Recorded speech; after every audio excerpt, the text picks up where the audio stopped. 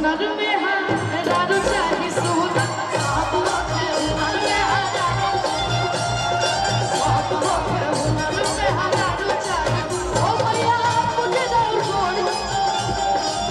ओ भैया मुझे दौड़ गोड़ चाहे चंदा चकोर भैया मुझे दौड़ गोड़ चाहे चंदा चकोर नहीं तो है चुम्बे मांगे थोड़ा चुमा आगे सब होखे हुनर में हरारू चाही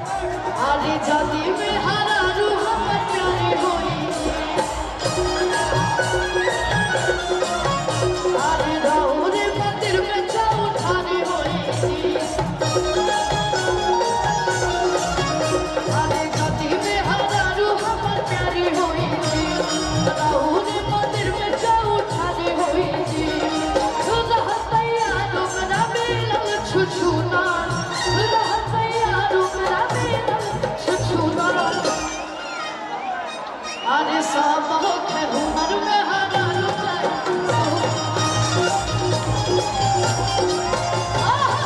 होखे हुनर में हरारू चाही सोना बुलेट पे जीजा हो बुलेट पे जीजा बुलेट पे जीजा हो बुलेट पे जीजा ले चले घुमावे बुलेट पे जीजा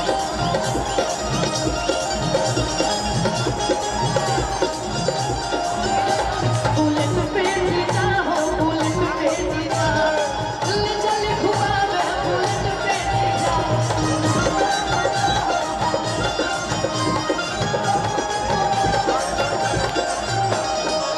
मानव ना हम चॉकलेट बाजेगा जमीन चाट के पलट बाजेगा बुलेट पे जीजा हो बुलेट पे जीजा ले चले घुमावे बुलेट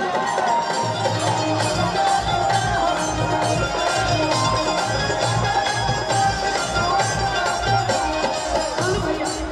लेकिन अभी हमारे घर भाई लोग आई बड़े और जब भी नवरात्र आवेला तो हमने के पवन भैया के वो गाना बा जो आप सभी काफी ज्यादा सुने न जाए चलो तारी कवन आराम से किया रे लाले लाले नया नया कुर्ता सियाएगा अरे पापा जी से कही कुछ दम दिलवाएगा किया जो देवी के चरण आके चूम के ए माई अधावे के बहाना साथे झूमे के बाद नाच के कैसे किया जहां महू नाच झूम के ए माई जहां महू नाच झूम के लाले लाले नया नया कुर्त सियाएगा पापा जी से कही कुछ दम दिलवाएगा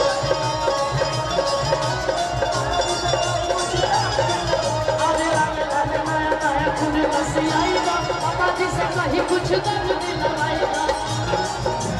भाई के चरण आके चूम के अच्छा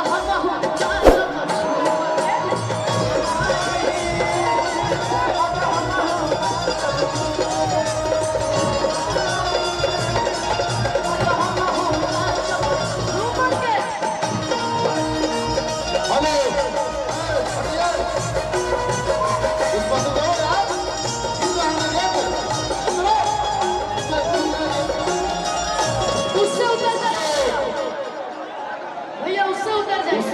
ऊपर से उतर जाओ यार, गेट गिर रहा है। हेलो प्लीज आप लोग 1% करिए। अशांति बने वाला तो पवन जी ये नजर ना आई है, सीधे सीधा सीधा। पहले आप लोग उतरिए उस पर से और लाइट ऑफ कीजिए, आदेश आया लाइट ऑफ कीजिए, कार्यक्रम को स्थगित करते हैं। अब एकदम बंद कीजिए, बंद कीजिए। ऊपर बिजली के तार है।